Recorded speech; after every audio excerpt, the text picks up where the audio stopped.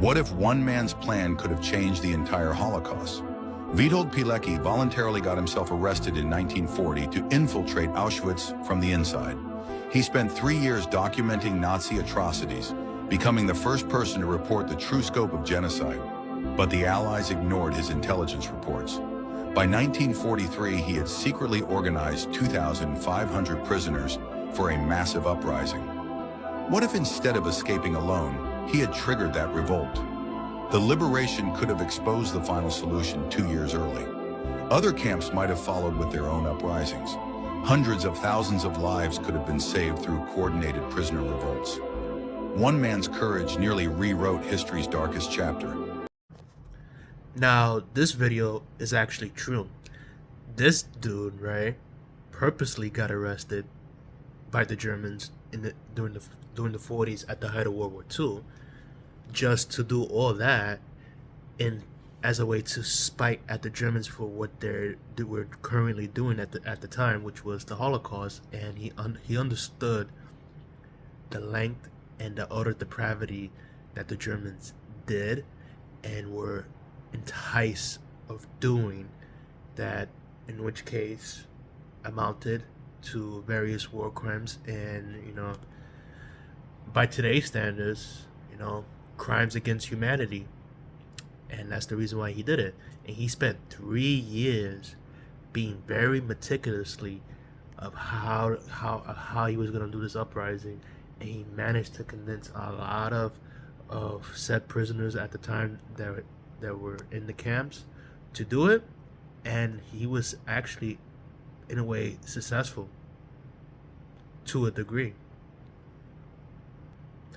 Basically, the point that I'm trying to make is that, this guy hated fucking fascists, particularly with the Germans and what they were doing. And he was determined, in at least some way, to do his due diligence and to save as many people as he can. What if the most sadistic female Nazi guard had escaped justice in 1945? Irma Grace was only 22 when she tortured thousands of women at Ravensbrück and Bergen-Belsen. They called her the Beautiful Beast because she selected victims for gas chambers while dressed in elegant clothes. She beat prisoners with whips and watched them die for entertainment. But what if she had fled to South America like other Nazi war criminals? Her expertise in breaking human spirits could have trained interrogators for brutal regimes. Cold War intelligence agencies might have adopted her psychological torture methods. Women's rights movements would have developed knowing female perpetrators walked free. Holocaust justice would remain forever incomplete. Instead of execution in 1945, decades more victims could have suffered. One escape could have spread systematic cruelty across continents. Her capture ended a nightmare that could have lasted generations. Okay, now this video is in relation to this one with Irma Grazer, and I'm saying that correctly because it's German and I'm not, very fluent with German, so bear with me for a minute. All I gotta say with this video is that impossible, because you want to know why that she wasn't able to avoid couldn't able to escape justice at the end of the war. It was because by then most of the survivors at Auschwitz that survived the horrific ordeal of being there, they knew her distinctly of how she looked and what she looked like. And it was not that hard to tell who she was as a person, because she was very tall and lanky, and all in all, a fucking psychotic bitch. That's pretty much it. So it was really noticeable and not that hard to figure out who she was, particularly then when you have more than 100 people corroborating the same point of what her depiction looked like. But all I gotta say is, may this bitch burn in hell for what she did. Fucking sadistic cunt.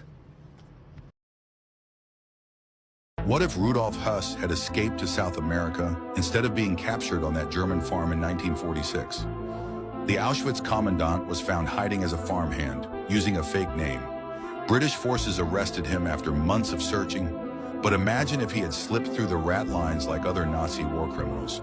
His detailed knowledge of mass killing operations could have been exported to brutal regimes across Latin America. The man who perfected industrial murder might have built new extermination systems.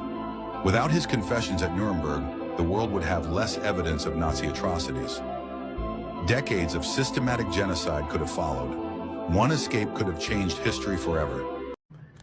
Well, if you ask me, right, if that was the case, which it wasn't, eventually, sooner or later, that dumb prick would have been found by special forces, albeit from Uncle Sam or the state of a particular place that I cannot say, but it's with a blue flag, but you get the idea.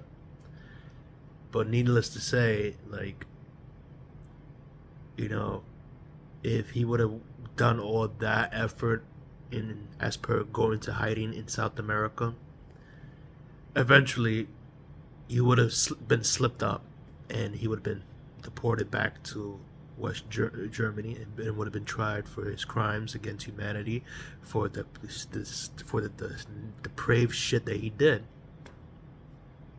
whilst being commandant.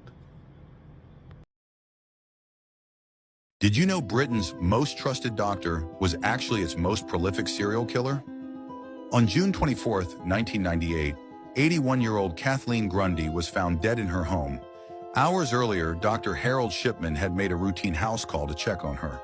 Within days, a shocking will surfaced, leaving everything to her beloved family doctor. But Kathleen's daughter knew something was wrong. Her mother would never do that. Police began investigating the respected GP from Hyde, Greater Manchester. What they discovered was horrifying. For 23 years, Shipman had been visiting elderly patients living alone. He would inject them with diamorphine during what seemed like normal checkups. These weren't random victims. He carefully chose people who trusted him completely. As investigators dug deeper, the scope became clear: over 250 murders. The most prolific medical serial killer in history. Families realized their loved ones weren't dying of old age. They were being killed by the man they trusted most. The most chilling part? He became a doctor specifically to gain access to victims and poison. You know, what amazes me with this story, right, with this doctor, is that the fact that he was able to get away with this for nearly 3 decades, I believe. I'm not too sure. I don't remember exactly how many years that he did it, but I believe it was like, you know, literally around literally 30 years, something in that capacity. But needless to say, the fact that nobody noticed or had any odd feelings about this dude, really troublesome, and it's puzzling to say the least, because it's the least person that you may expect, specifically if it's a doctor, which is even weirder as well, and strange. Yep. Did you know 600 prisoners once burned down an entire Nazi death camp and escaped? On August the 2nd, 1943, Treblinka extermination camp was killing 6,000 people every single day. Jewish prisoners forced to dispose of bodies had been secretly planning something impossible. For months, they stockpiled stolen weapons and coordinated in whispers. They faced an awful choice: certain death in gas chambers or certain death fighting back. At 2 in the afternoon, they chose to fight. Prisoners attacked guards simultaneously across the camp, seizing rifles and grenades. They set every building on fire, watching the killing machinery burn to the ground. SS guards were completely overwhelmed by the coordinated assault. 200 prisoners broke through the fence and escaped into the surrounding forest. The fires were so massive they could be seen for miles. Treblinka was permanently shut down after the revolt. It became one of only 2 successful death camp uprisings in Nazi history. Sometimes the impossible happens when people refuse to surrender. Now, this was actually true and was successful to say the least, because after Treblinka, the entire camp in its entirety was no more. Basically, the Germans, what they did back then, and understanding the situation at hand as what occurred there, they liquidated the whole area and tore down the whole camp basically, and acted like a camp like Treblinka didn't exist at all. In which, needless to say, it was one of the many variations of stories like this occurred during the Second World War, particularly with, stories about um, how survivors endure so much during the camps, pretty much. Which, all in all, this story and this outcome it was successful, but all in all, it was just sad in the end. And what I mean by sad was that most of the survivors that survived, unfortunately, did not.